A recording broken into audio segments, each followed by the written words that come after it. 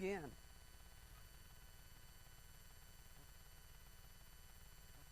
This morning I'm going to preach on, it's afternoon now, Peter Pan men, a rising plague. Peter Pan men, a rising plague. My text is Matthew 11. Let's read together. But whereunto shall I liken this generation? It is like unto children, sitting in the markets and calling unto their fellows and saying, We have piped unto you, and you have not danced. You may be seated. Dear Lord, I do pray that you will help me preach what you want preached, God. I do ask, Lord, and I believe you do ordain and do direct and lead. We thank you for a preserved, perfect Bible, and we do ask, God, that you speak what needs to be spoken. That you give us all, Lord, including the preacher, admonitions, reproofs, instruction. In Jesus' name, amen.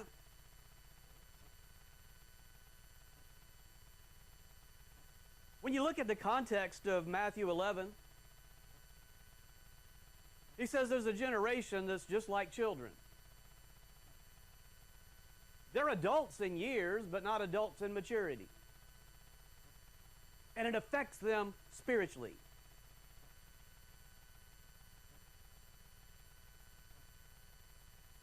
One thing we see here, I believe, is that not just that they're playing. When you look at the context, it seems to be that they're not content. They're not satisfied. They will not cooperate. They're disgruntled. And they have their reasons. They're extremely critical. They're very judgmental. He gives the example of John the Baptist. You complain about John the Baptist. You say you won't receive him because he's out in the desert, etc. But then you say about me, the Lord tells us this, that you say I'm in the city, you know, and I eat and drink, and that I'm a wine bibber and a drunkard, and all of these were lies. But the point is how inconsistent. They just wanted to grumble. Barnes says it's an inconsistency and fickleness of that age of men.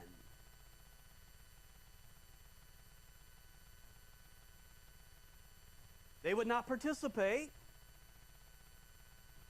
They have their own pipes that they want to blow.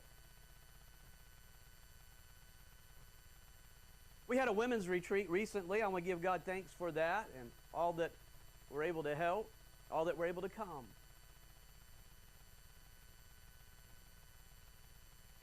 There were some good words to the women and some encouragement, some admonitions.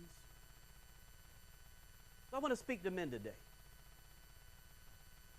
Perhaps we all need these admonitions and certainly the warning for ourselves, for any boys that you're raising. There may still be a lot of Peter Pan in many of us. Certainly it's so in the flesh, the old man. We all have a flesh. You might have forgotten about that. It's rather easy to walk in the flesh. And don't think you're always going to know when you're walking in the flesh. It doesn't work that way. In fact, sometimes when you think you're doing God's service, you're in the flesh. That's how it works. You think you're being normal. You're just being yourself. And that's the whole problem, isn't it? In regard to Peter Pan, I admit that I am out of touch. There have been over 100 years of novels, plays, films, movies. I've read or seen not a single one of them, not even growing up, even as a child. The only thing I know about Peter Pan is there was some Peter Pan of peanut butter. I knew that. And every now and then, when I was at my grandmother's house, they would watch Wonderful World of Disney on a Sunday night. And there would be Tinkerbell that would always open up whatever movie, Old Yeller or whatever they're going to have on that night. But I never saw a Peter Pan cartoon. I never saw a show. I never saw a film. And anytime I accidentally clicked on it, there was never a man playing Peter Pan. There was some short-haired woman playing Peter Pan. And even as a kid, you know that's not right. You know this isn't natural. There's something gross about it, even as a child. I'm not going to watch this thing. Who wants to watch some girl running around pretending she's a boy and a fairy at that, or whatever's this magical stuff? And he was weird. He was queer, to say the least.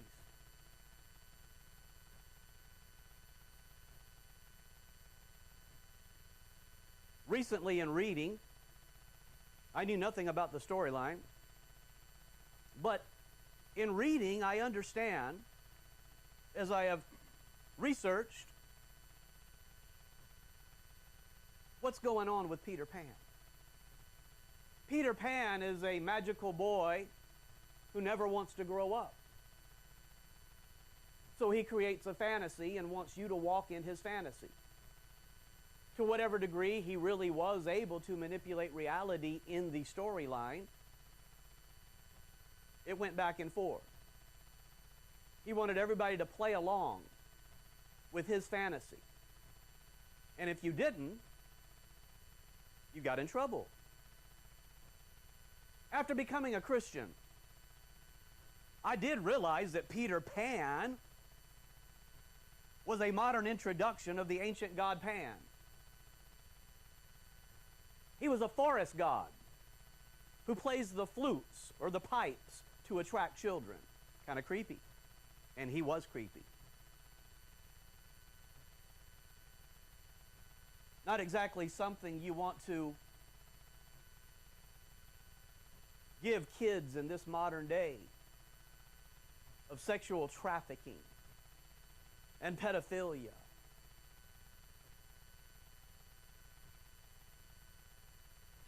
In thinking about the sermon topic for a while, I've been thinking for a while about how much many modern males look like Peter Pan.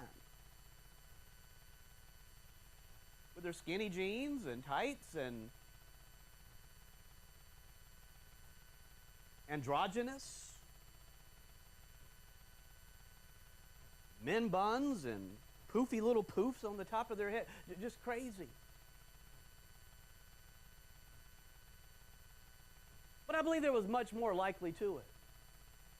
It's not just the skinny jean craze, and believe me, I understand it got hard to even find clothes for children or men anywhere.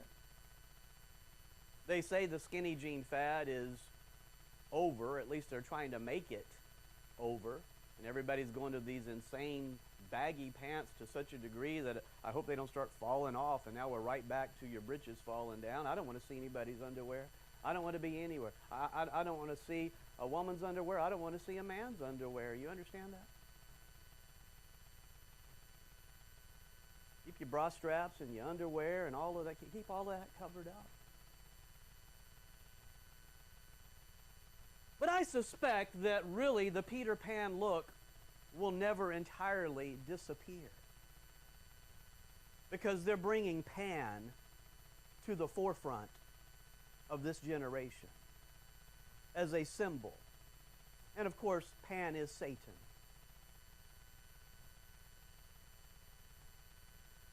In researching, I found that Peter Pan is a last days movement. In fact, Peter Pan men has become such a common problem. There's a whole movement out there trying to fix it. Much of it is psychology and worldly. But they're still showing that there is a problem here. Basically, it's immature men. Men that will not grow up. Men that you have to mother. Mama's boys that want their wife to be a mama. And I don't mean just in a common way of roles in a home. I mean they have to be babies. Instead of the man helping lift the woman up and encourage her, he's always got to be picked up. He's always has to be bottle fed or whatever it is, you know.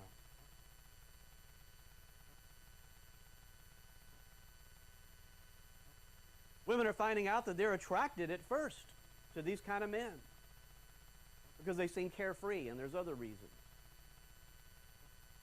It seems fun. But then they find out, uh-oh, I fell into a mess. There's no responsibility. There's no maturity in regard to the things that need to be there in a man.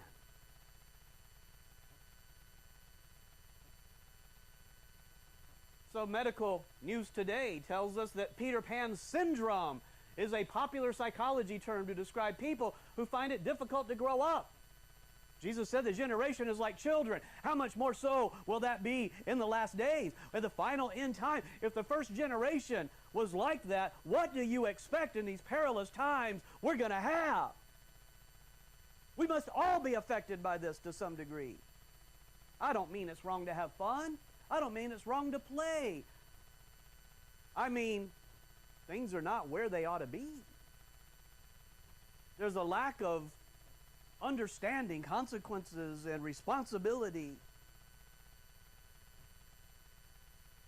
They often have challenges managing adult responsibilities and maintaining adult relationships.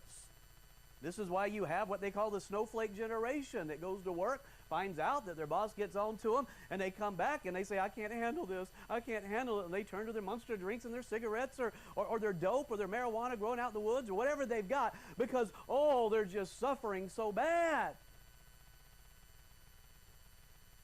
I have responsibilities and pressures and I can't handle it. Well, your mama never trained you to handle it. Your dad probably wasn't there. It's a sad world we're living in. There's been no training.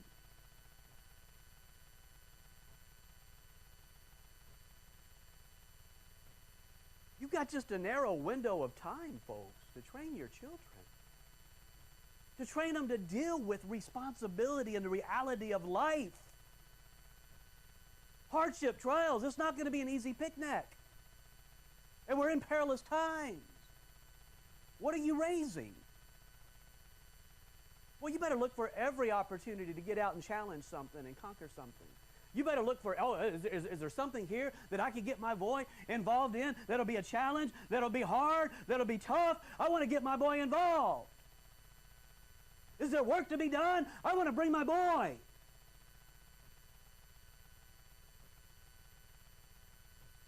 See, son, this is life.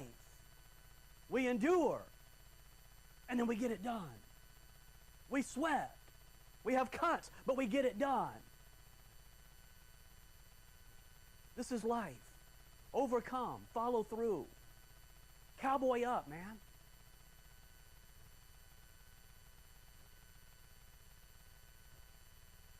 You're going to have spiritual battles and battles of life that are a lot harder than what this work represents.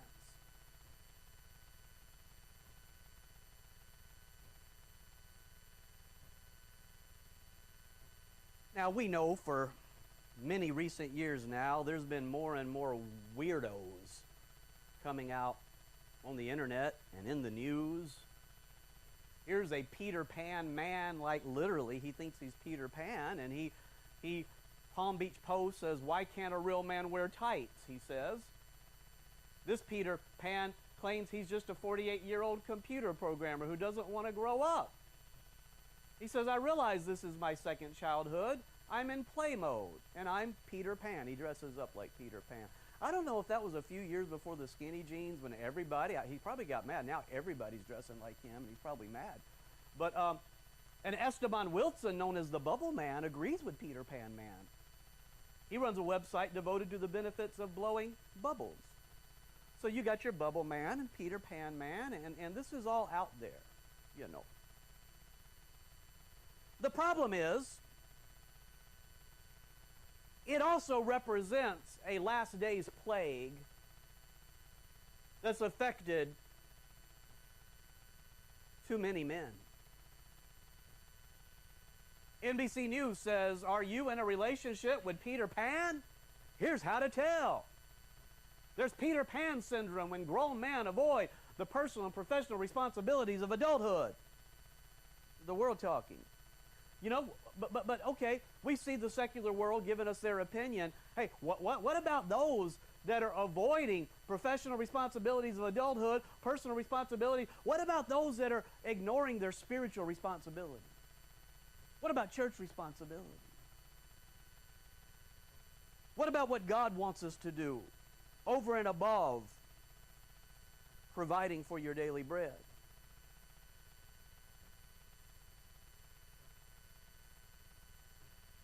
Now,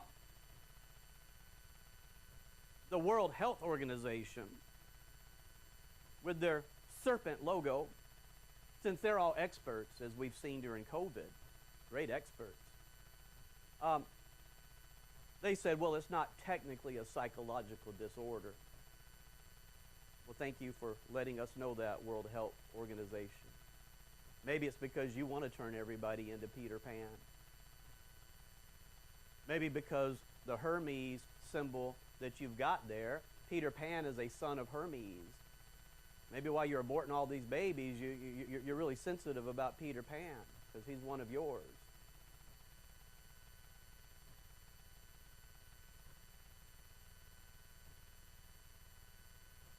There's a picture that accompanies this article of a woman carrying a big man on her back, and all he's doing is taking a selfie of the whole experience, and she's just obviously frustrated and upset because this is what she's doing in life.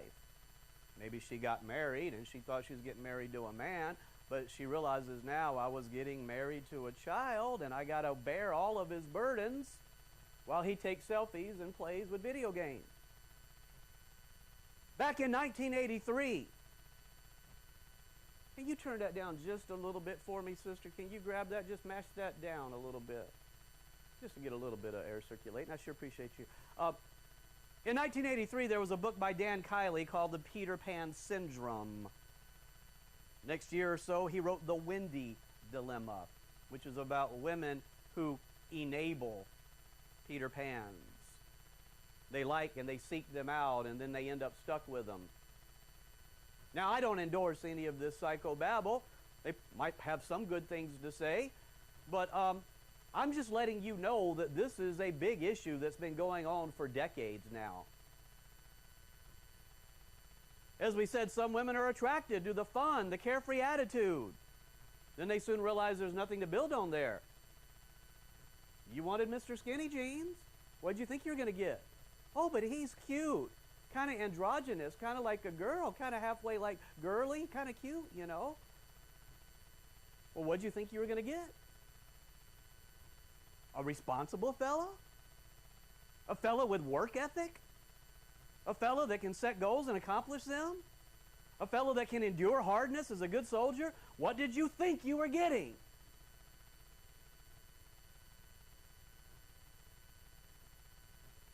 And then they say, according to these psychologists, that they have such bad relationships with their moms. They were so henpecked, or shall we say, controlled in a way that is not good by their mothers, that they have big relationship issues.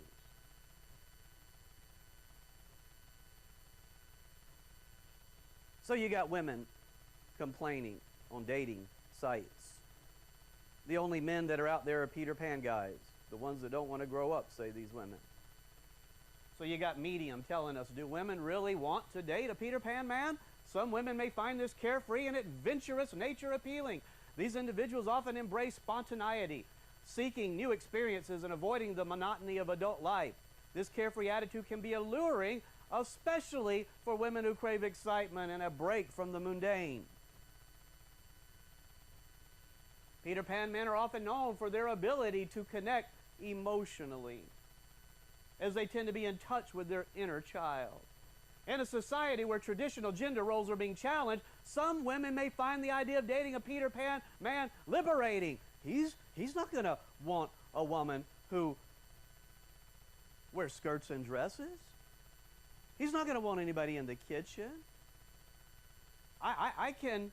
He's not going to want traditional gender norms. This is my kind of fellow. Yeah, till you find out he's a queer that you married.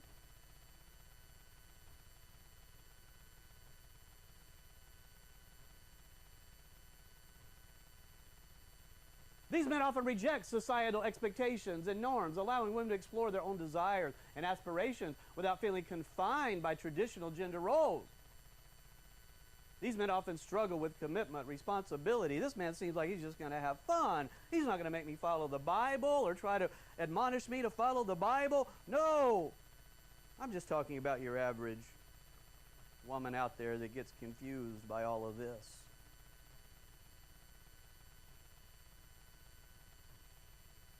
These men often struggle with commitment and responsibility.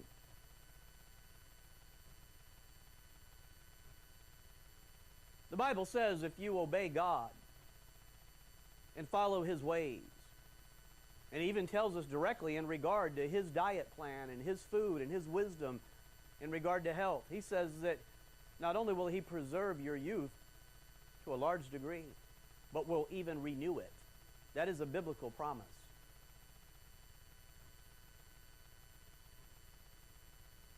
I'm all for people being healthy.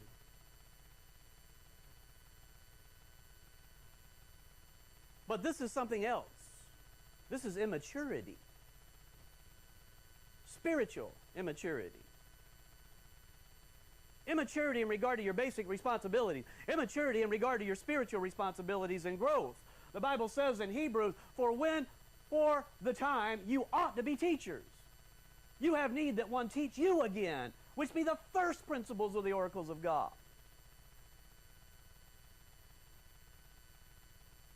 It is a very, very big shame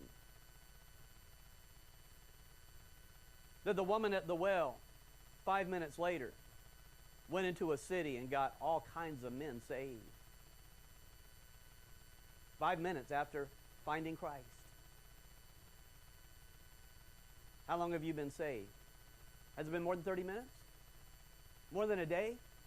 More than a week? More than a year? 2 years? 5 years? 10 years? 20 years? 30 years?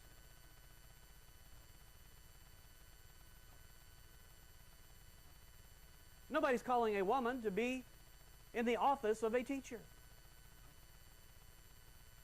But the Bible's calling every one of us, after you're saved, to go teach somebody something about the Lord. To have a burden for souls. To look out and say, you know what, there's people here. I'm going to teach them. I might be able to teach them the way of God more perfectly. They might be able to teach me something. There might be people unsaved. I'm going to have a burden. I'm not going to go home and sleep. I'm not going to go home and find something else to do. I'm going to try to get to work for God. This is an opportunity.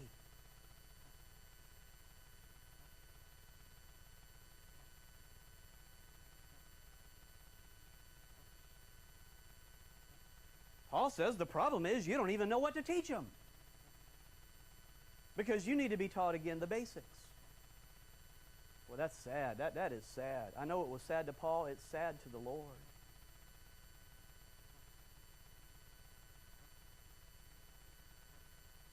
Fox News tells us in 2011, why does America have so many Peter Pan men? Maybe because America's under attack by commies. Certainly under attack by Satan. Attacked by all kinds of organizations that are nefarious and wicked, that want to get rid of our liberty, that want to get rid of the Christianity in America that has made America great. But then again, there's just not only the propaganda and the attack to turn men in regard to the food supply, in regard to the propaganda, in regard to Hollywood, but also Prosperity itself, folks, can create weak men. It should not, but it often does. The comfortable, prosperous life can create weak men. And I'm going to tell you something. Weak men create hard times, as many have wisely noted. It's a cycle. So you are entering into hard times created by weak men because of the prosperity that was not responded to right. Instead of giving thanksgiving to God and being moderate in your enjoyment of God's blessings and thanksgiving, it has just been partake, surf it, live, be gluttonous, play, and it's created a generation of weak men. And hard times are coming because of that. Get ready. WDEL.com in 2017 says, expert claims millennial men suffer from Peter Pan syndrome more than previous generations. Like Big Pharma, these psychology experts often create the problem, and then they say, well, I need to help you fix it. I believe you, Mr. Psychologist, helped create much of what we see now. Psychology is known as the religion that comes to keep you from responsibility for yourself. What do the 12-step programs say? You're just a victim of a disease. You're not a drunkard. You're an alcoholic. You have alcoholism. That's what they do to everything. First of all, they just get rid of all sin. They say it's a good thing. First they say it's a disorder, then a few years later they say, oh no, this is normal.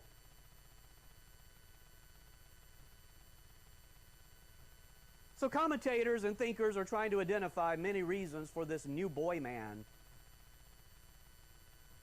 They point to loss of fathers in the home, the rise of no-fault divorce, wicked family courts, unbiased family courts. I will agree that certainly growing up without a father is going to hurt. The question is, why aren't those fathers there? Maybe they're Peter Pan men themselves. Or maybe you've got women that decide, you know what, I don't feel like I'm in love anymore, or I'm getting old, I want to go play, so they break up their home, break it up all to hell.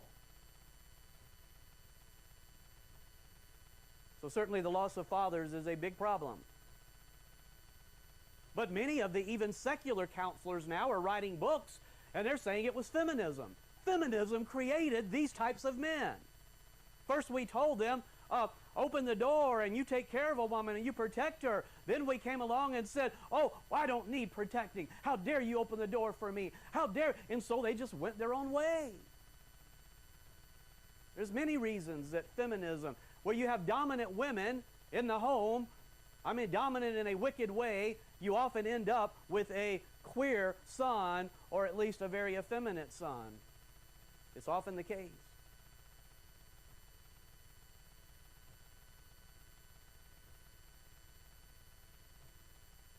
They even complained about this with the James Dean movies in the 1950s.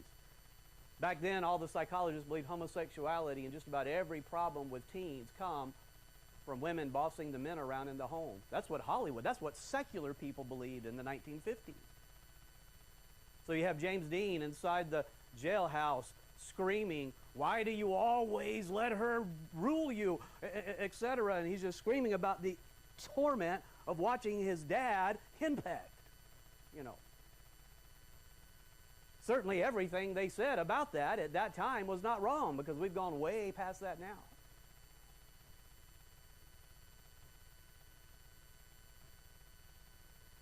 It's actually just part of the whole package of apostasy. That's where they all came from. This whole thing is part of the whole package. In the late 19th century, they replaced the King James Bible with the RV, and I have a book about it. The Word, God Will Keep It. That is a history book. Read a few chapters of it. Go through the 1800s and read what is happening. Read the men and women that warned and begged, don't you replace this King James Bible, you will not believe the foundations of all society are going to crumble. They warned you. And that's exactly what they did, because they knew it would crumble, because they want to remake it. not after Jesus Christ. They want to replace Jesus Christ with Pan. And the whole thing, Darwinism, the whole Spiritism, the whole rise of Marxism, the whole feminism, all of that in the late 1900s. It was all part of this agenda to totally replace what the Lord Jesus Christ has done with Pan.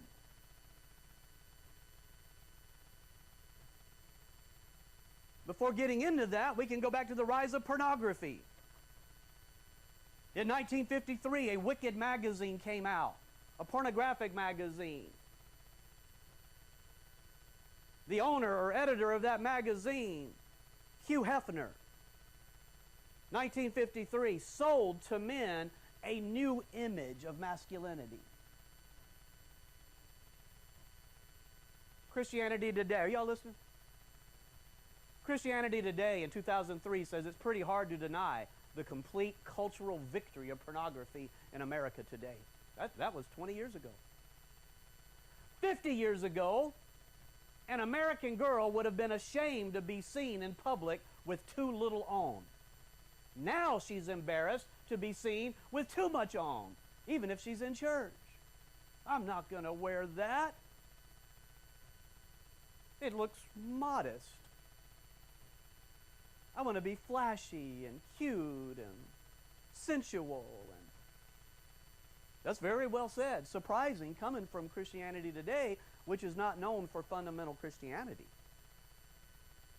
Pretty much a liberal Christian magazine.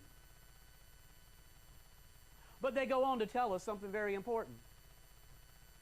They're dealing with Hugh Hefner, the founder of this wicked magazine back in 1953. And they say Hefner quoted his religious critics, among them Minister John A. Crane, who wrote, "Not only does Hefner's magazine create a new image of the ideal man, it also creates what you might call an alternative version of reality in which men may live in their minds. It's a light and jolly kind of universe, a world in which a man can be forever carefree, like Peter Pan, a boy forever and ever. There are no nagging demands and responsibilities, no complexities or complications." So you see, the porn-addicted male is a male in a fantasy world that ends up not only probably becoming a queer, but he acts effeminate and so many other things in life. It's a fake world. It's a Peter Pan world. And he's been sold that by marketing.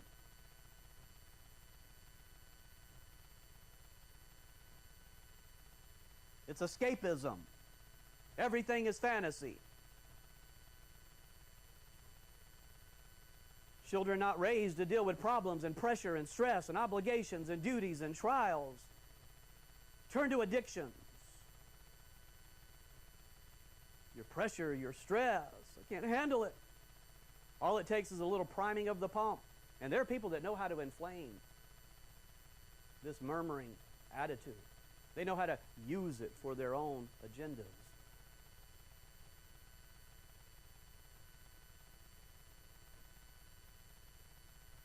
I remember right after I got saved, I used to like to go get homeless people and invite them to my house and let them stay and try to get them back on their feet. And I had an old man one time that I found, and I brought him to stay with me a few days. And I was so excited. I was excited that I could get him back on his feet. And I was calling up various places to try to get him all that he needed so he could go get a job. And right when I almost had it all together, he came walking around the corner and said, "Well, I guess I'm going to see you later." So what are you talking about? I've been working and laboring to get everything together for you to be able to get a job. And I was so naive. I was so naive about why a majority of homeless people are out there. I didn't say all, but why many of them want to be homeless. You understand that? Certainly there's people out there that don't want to be. But I'm telling you, what I, in my experience, met dealing with this every day, every week, He basically said, you don't understand. I don't want a job. I like going to Chattanooga and then catching a bus or hitchhiking or whatever to Texas and then coming back here. I just go from place to place to place to eat and meet people. I want to be a hobo. This is the life I chose. Boy, I just never knew that. They never taught me that.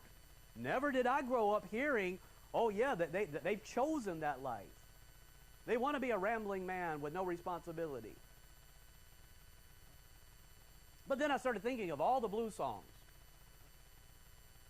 that the popular among blacks throughout the 20s and 30s and 40s and 50s. You know, the whole blues thing was about the rambling man, the rambling man, the rambling man.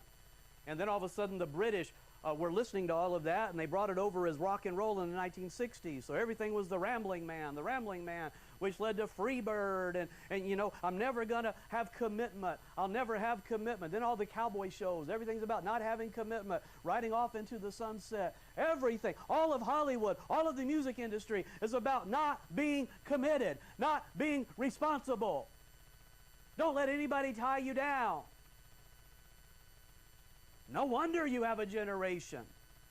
Who was funding all of that? Go back and look. Marxists were funding much of that. People with a satanic agenda. And then other people that just wanted to make money off of messing up kids. So we have this rise of Peter Pan man in looks and dress and attitude and manners and life. We need to ask, who is Peter Pan? As I decided to write a message on Peter Pan men, I realize now that I'm kind of outdated. It's gone way beyond Peter Pan man. I should title the message Tinkerbell Men. That's where we're at today. Tinkerbell Men. We've gone way beyond Peter Pan. It's Tinkerbell now. You've got men that are dressed like Tinkerbell, not just Peter Pan. These are Tinkerbell men. Let's begin with Wikipedia, not for their facts, but to show what's out there culturally, okay? Wikipedia says Peter Pan is a fictional character created by Scottish novelist and playwright G.M. Barrie.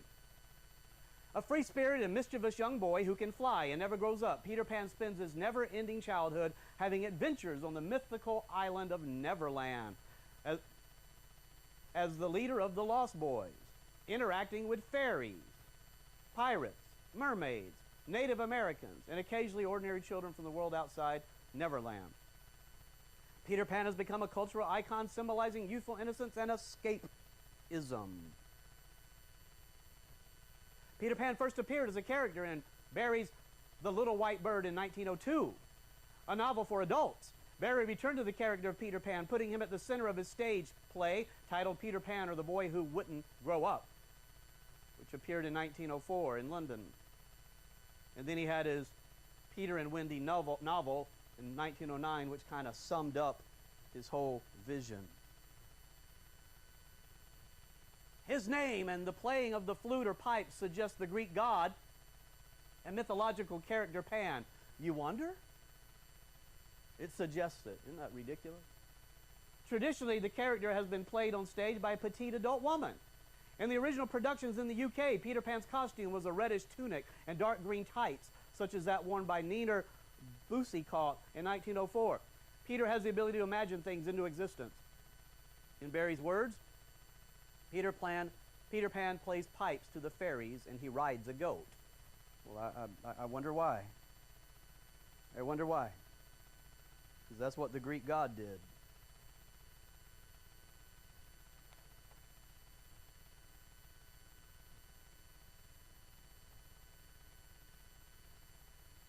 What you have here is a generation.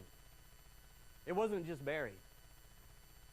Everywhere you looked at that time, there were books about a Peter Pan character or about Pan. What was this fascination with Pan in the late 1800s? You had a generation that grew up on classical education. So they had gone and studied the myths and fables, not just to expose them, but to actually grow up loving them and adore them.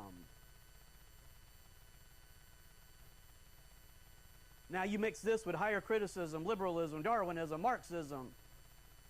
They began to see Pan as a religion that Christianity put to sleep. And they say, we want the old paganism. We want the old Greek gods. We want Pan. So we must awaken Pan.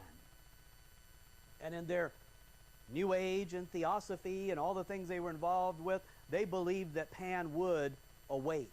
And we're entering an age where the old Jesus Christ would be replaced by the new Christ, Pan, Lucifer.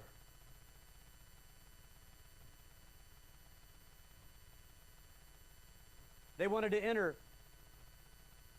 the glorious age of the androgynous queer, in touch with nature, part boy, part animal.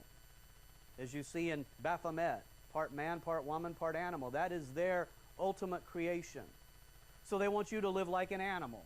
They want you to be an androgynous being, neither male nor female, who lives like an animal, which is what the Church of Satan says. Just live like an animal. Listen to me now.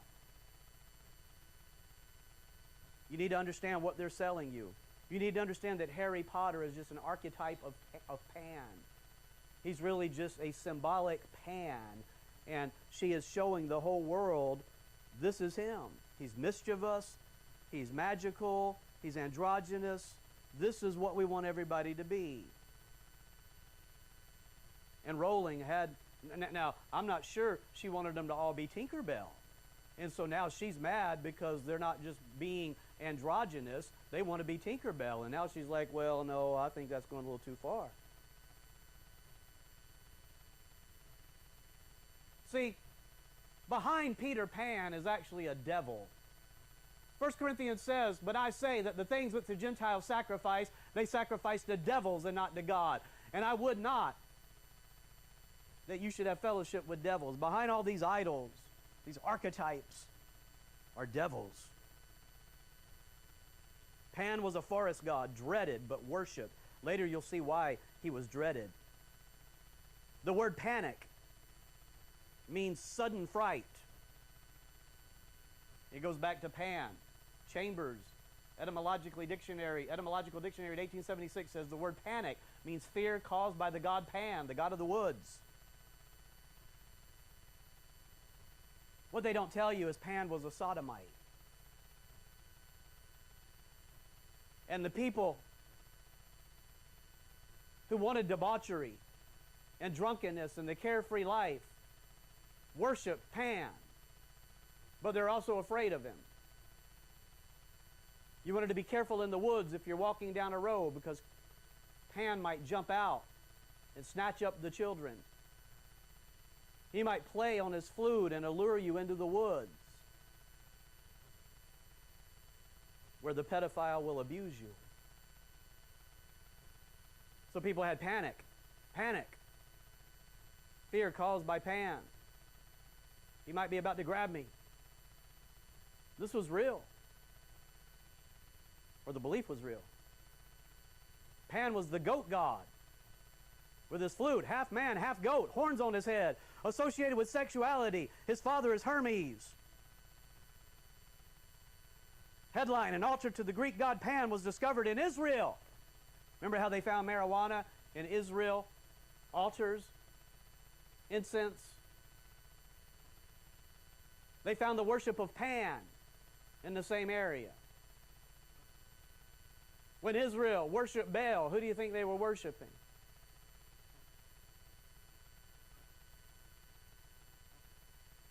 Why is Satan portrayed with goat feet and horns down throughout history? People say, I don't know, it must just be some myth that arose in the late 1900s or 1800s. No, the Bible says that in Ezekiel, thou hast been in Eden, talking to Lucifer, the garden of God. The workmanship of thy tabrets and of thy pipes was prepared in thee in the day that thou was created. Lucifer is known for his pipes, part of his very nature, his self. But what else do we know about Lucifer? Ezekiel 28, I will destroy thee, O covering cherub. Satan is not so much an angel as we normally see angels appearing as men in the Bible. He's a cherub, a celestial being that used to be a covering, ruling cherub. What do we know about cherubs? Each one has its own main face, and then they have other faces like an eagle or an ox or whatever. And we know that Lucifer is the ox cherub. That's what he was created to be. Long, long, long, long, long ago. He's the ox cherub. In fact, all cherubs have ox-like feet. It says in Ezekiel 1, and their feet were straight feet, and the sole of their feet was like the sole of a calf's foot. Why do you see Satan, the serpent, the dragon? But also you see him described as a goat, as an ox, something of the ox family. And he wants you to live like a goat. Saturday Evening Post of 1899 says Valentine's Day is from a Roman festival that worshipped Pan. That used to be understood.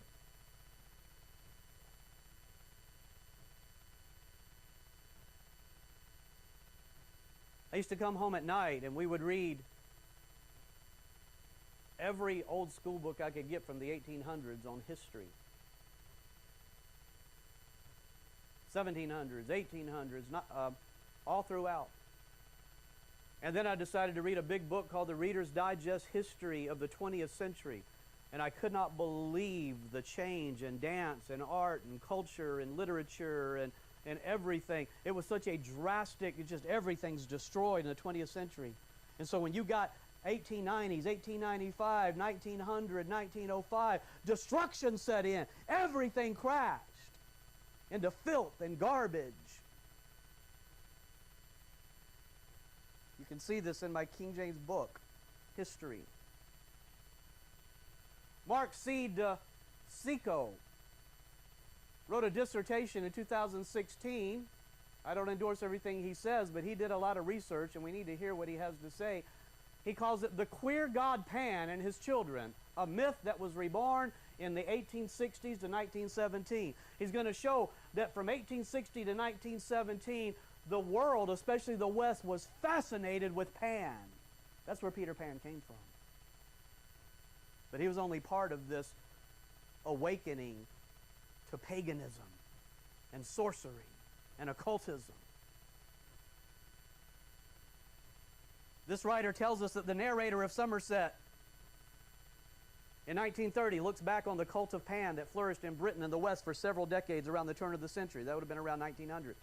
30 years ago in literary circles, God was all the fashion. But then God went out and Pan came in. In 100 novels, his cloven hoof left its imprint. Pan could be found anywhere and everywhere in the literature and popular culture of this period, from children's stories to gothic horror to painting to music to dance. He was in advertisements, on posters. He was in periodicals. He was on books of matches. The fascination bordered on a mania that can rightly be deemed a Pan craze. It would see the same type of revival in the 1960s with Pink Floyd and their Pan and Led Zeppelin and all of this revival of Pan, you know. Pan speaks to the common human desire to break free from societally restricted boundaries. And though Pan may at times be monstrous and terrible, he is also attractive. From Kipling's Puck to Barrie's Peter Pan to Dickens from Burnett's The Secret Garden, the queer Pan children in these works never grow up. You can see it in Crowley's magic rituals. Pan is no longer a myth with Crowley, but an actual living entity. Crowley's plan has a central role to play in humanity's rebirth into the new, queered, liberated age from sexual and social mores, the symbol of a new era freed from the weight of old moralities. That's why in the 60s they put Crowley on their album covers, the Beatles. We want this new age. We want the end of fundamental Christianity. We want Pan. We want Lucifer. We want to be liberated. We want to be like those pagans that could go out in the woods naked and be homosexual and debauched and depraved and live like animals.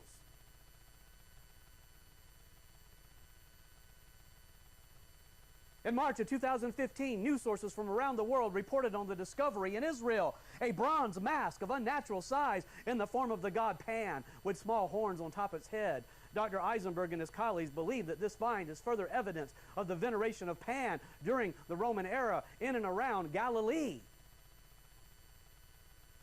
The cult was filled with nudity, debauchery, drinking, ecstasy, and sacrifice.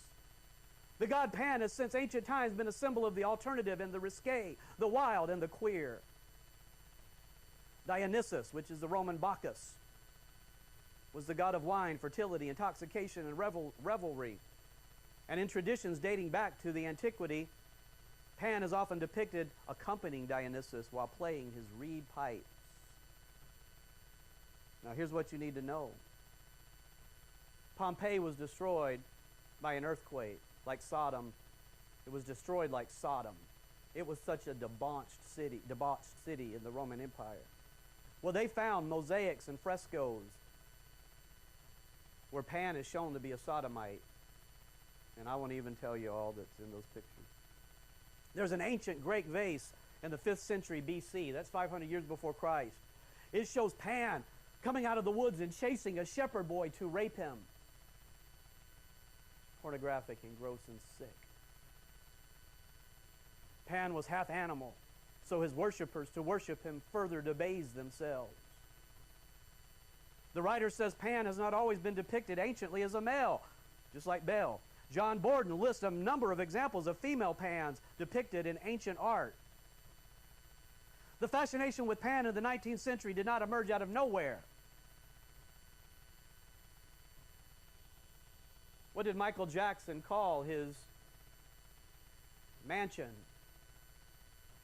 his place? He called it Neverland. Michael Jackson said he sees himself as Peter Pan, and he's a boy that doesn't want to grow up. And like Peter Pan, there seems to be evidence that he was also a molester of boys. It's an attempt to go back to pagan's roots, escaping Christianity, which you would see in the 1920s. You would see the fulfillment of that in the 30s with Nazis. They wanted to go back to the pagan nature worship of Pan. And look at all the death and horror that came from it. What you need to know is they admitted that when they go back to this beautiful God, there's a lot of monstrosity and horror in Pan. You're going back to paganism, man. Not the beauty and love of Christianity. Pan was not just a symbol of fornication. He was a symbol of replacing capitalism with socialism and Marxism, of becoming one with nature in the sense of nature worship, pantheism, seeing everything as God, including yourself. It was crucial. The idea of escape, the conception of escape is crucial to understanding Pan. Hey, I want you to escape the dirty, filthy, immoral cities. But I don't want you to get out in the woods and grow marijuana or basically make meth. I don't want you to come out in the woods and be a sodomite. I want you to come out here and enjoy God, right? Live clean and sober. They wanted to go out in the woods and do unseemly things. That's totally different. It's like a bunch of witches out in the woods, you know, sacrificing things. That's not what we want. Some gangster hiding in a cave, desecration of nature. As I said, it was believed that Christianity killed Pan, but pagans would one day awaken him. And they believed that the late 1900s, it was the awakening of Pan. So adult novels, children novels, plays, everything was the awakening of Pan. We've got our RV now. It came from manuscripts that the Masons said were the greatest books upon the earth. The Gnostic Christian writings. At a whim, says this author, she or he can pull away to a magical realm outside of adult intervention, be in a far-off Neverland or a secret garden. A lot of stories came out at the same time that were just horrible. They were Pan novels of horror. It would describe people that didn't want to worship Pan. And so then they would see a boy's face in the bushes, smiling a sinister smile, and then all of a sudden they'd get gored or die some horrible accidental death. And the idea was you didn't want to worship Pan. The teaching is Pan is going to judge you and hurt you, and you're in a lot of trouble if you don't embrace the replacement of Christ with the new Christ, which is Pan. Don't you get in the way of our movement, or you also will be hurt. The writer says the popular image of Peter Pan as a mischievous but innocent eternal child is an oversimplification that Barry himself remarks upon. He erected a statue in Kensington Gardens in 1912, and he complained that it doesn't show the devil in Peter like he wanted it to show. Barry gives Peter not only relatively innocuous characteristics of the ancient Pan, like his playful, tricking qualities, his close connection to nature, but also sinister features, including the ability to inflict panic terror, a lack of compassion regarding acts of violence. The difference between Peter Pan and the other boys, says the author of Peter Pan, at such a time, was that they knew it was make-believe, while to him, make-believe and true were exactly the same thing. You see this in the transgenders now. They're not trying to be logical. It's not about logic. It's about whatever they believe is real is real. This sometimes troubled them, as when they had to make believe that they had their dinners. The pirates are shown fighting Peter Pan, and the pirates are shown saying, we believe he's certainly the devil. We know he's the devil. He's Lucifer. They're not hiding this. The author of Peter Pan says Peter was so full of wrath against grown-ups who, as usual, were spoiling everything, that as soon as he got inside his tree, he breathed intentionally quick, short breaths at the rate of about 5 to a second. He did this because there was a saying in Neverland that every time you breathe, a grown-up dies. And Peter was killing them off vindictively as fast as possible. Peter Pan is not just this nice little sweet. It's like the Harry Potter novels. It's sinister. It's sick. It's gross. It's perverted. But they think it's beautiful. They want this dark paganism to come back. They see it in abortion, in the mutilation of kids, in euthanasia that the Nazis brought. This writer says by the late 19th century, the ancient god Pan had come to be the defining symbol of England. This darker manifestation of Pan is both Gothic and queer. He ends with Crawley and his sodomite acts and all of that sick stuff and his worship of Pan. But he says, my conclusion, the queer god Pan lives now. By 1952, Walt Disney had put out their production of Peter Pan. By 1988, Michael Jackson buys a property he dubs Neverland Ranch. 2003, he said, I am Peter Pan in my heart.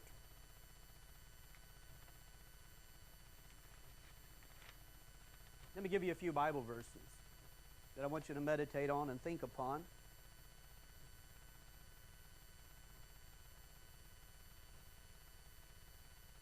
In 1 Corinthians 13, when I was a child, says Paul, I spake as a child, and I understood as a child, and I thought as a child. But when I became a man, I put away childish things. What does that mean? Not just the application, but in the general application. Certainly it means that when you become a man, you put away childish things. Again, it doesn't mean you can't be humorous, you can't be fun, you can't be playful. It doesn't mean you can't play with children in a wholesome way. But there are some things that should be put away as a man. What are those things? I don't think we've thought enough about it. I don't think this age has ever just sat down and meditated upon that like we should. What are the things that should be put away? There's a certain type of speaking, a certain type of acting, a certain type of thinking that should not be here. If you're growing into manhood.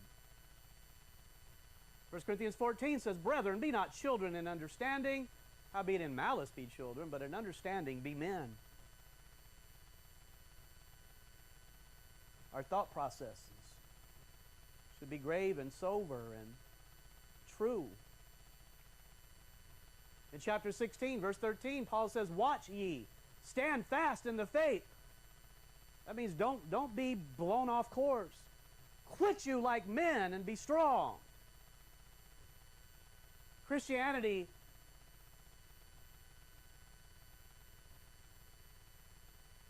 is to be something, the way of life that God calls you to, where you're quitting, not giving up, but quitting means to overcome in warfare. Quit like a man. Be a soldier. Overcome in battle. Be strong. Be manly, masculine, not weak and soft and easily fainting. He says in 1 Corinthians 3, And I, brethren, could not speak unto you as unto spiritual, but as unto carnal, even as unto babes in Christ. He connects being a babe in Christ to a certain carnality that lacks spiritual maturity. He describes this carnality, this immaturity, this inability to progress in Christ and grow up. For you are yet carnal, for whereas there is among you envying. Envying is a very childish thing to do. It's a carnal, baby Christian thing that should not be here. There's envying and strife. There's a certain type of strife. I don't mean Luther opposing the Pope. I mean there's a childish strife where you think you're doing God's service, but you're just acting like a child. And divisions. Sometimes there have to be divisions. But sometimes there's divisions because we're acting like children.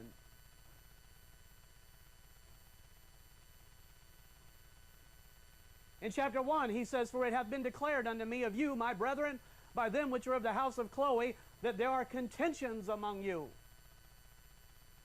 He calls it childishness. He says, grow up.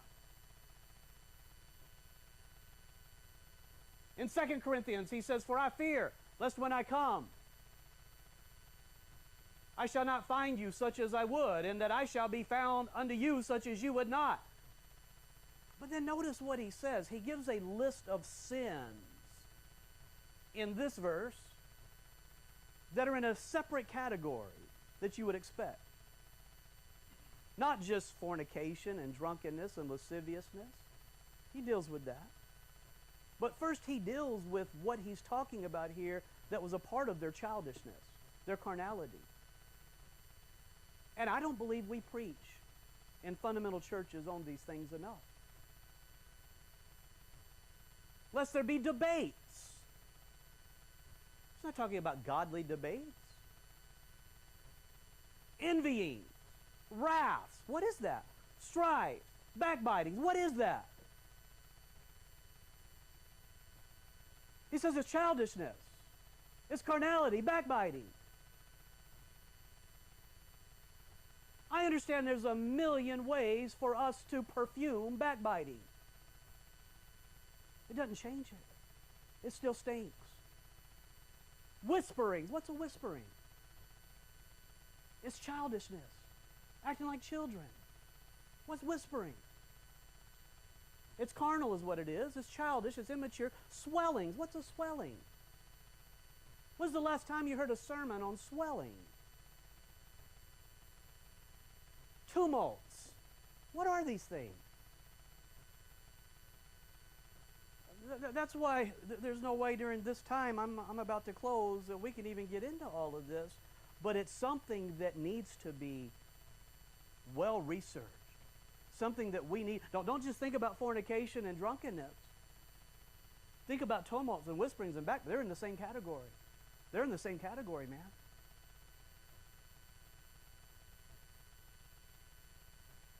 Listen to Galatians 5. Now the works of the flesh are manifest, which are these: adultery. Okay, you got a lot of churches preaching against adultery in fundamental circles. Fornication, uncleanness, lasciviousness. So that's that class of sexual sins. Now, not so much anymore, but maybe in the 80s and 90s you would hear these things preached upon. Certainly the 70s. But then you got another section of sin. Idolatry, witchcraft. Okay? But then he goes on to give us hatred, variance, emulations, wrath, strife, seditions, heresies. What are those things?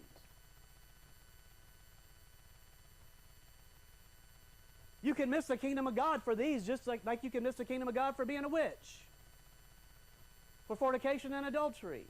What is sedition? What is strife? What are emulations? What is variance? Envyings, murders, drunkenness, revelings, and such like, of the which I tell you before, as I have also told you in time past, that they which do such things shall not inherit the kingdom of God. Anybody that believes this warning for what it says, I don't mean that you believe you lose your salvation in eternity, but anybody that takes this warning for what it says, biblically, rightly dividing the Word of God, understands that you will not inherit the kingdom of God if you are found to be doing these things and you have not repented. That's in God. He's the judge. I'm not the judge. You're not the judge. God is the judge. We will stand before our judge, the judgment seat of Christ, and He's going to be judging whether or not you had envy, whether or not you were a murderer, whether or not you were a drunkard, whether or not you were a reveler, whether or not you were full of heresies and divisions, seditions and strife and wrath and emulation and hatred and variance,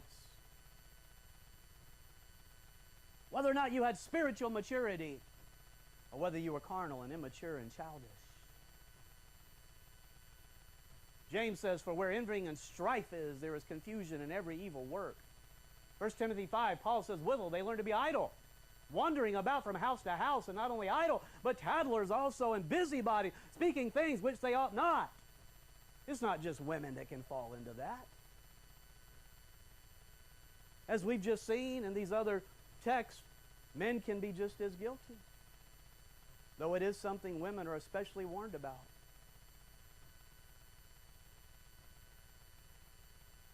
My final verse for you today is chapter 6, verse 9 of the Corinthians. Know ye not that the unrighteous shall not inherit the kingdom of God? Be not deceived. Neither fornicators, nor idolaters, nor adulterers, nor effeminate, nor abusers of themselves with mankind, nor thieves, nor covetous, nor drunkards, nor revilers. The Bible said in the last days in the book of Jude, they're not going to be afraid to even speak against government or rulers, nor extortioners shall inherit the kingdom of God. The NIV gets rid of this. The New Bibles get rid of the effeminate. But I'm going to tell you, our King James Bible keeps it. It's wrong to cross-dress. It's wrong to be unmasculine if you're a man. And there's a certain way as a woman you should not be masculine. Dear Holy Father, we thank you for your goodness. Lord, we pray we will be part of the faithful, the remnant that are reviving and restoring the broken foundations, repairing the breach.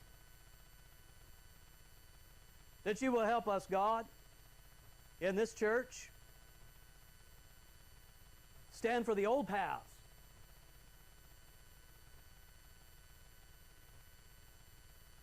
not being given to change,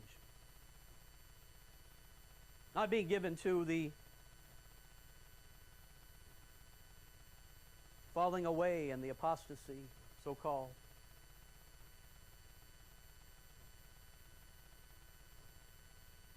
Dear Lord, help us learn, help us grow,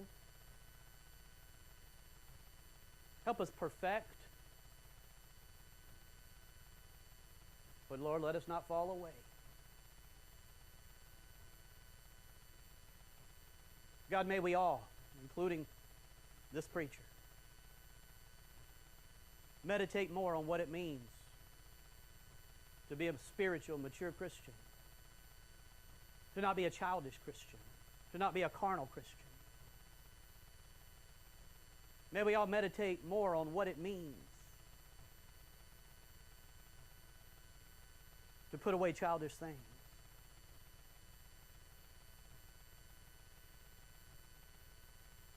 Help us not be murmurers. We're all prone to it, God. And we know you hear it, Lord. And we know you've judged it in the past.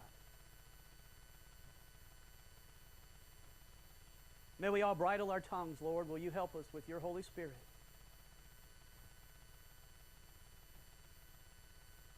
Have mercy on us, Lord. Now may we raise up children that are strong and godly and pure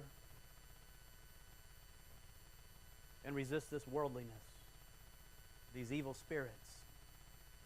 In Jesus' holy name, amen.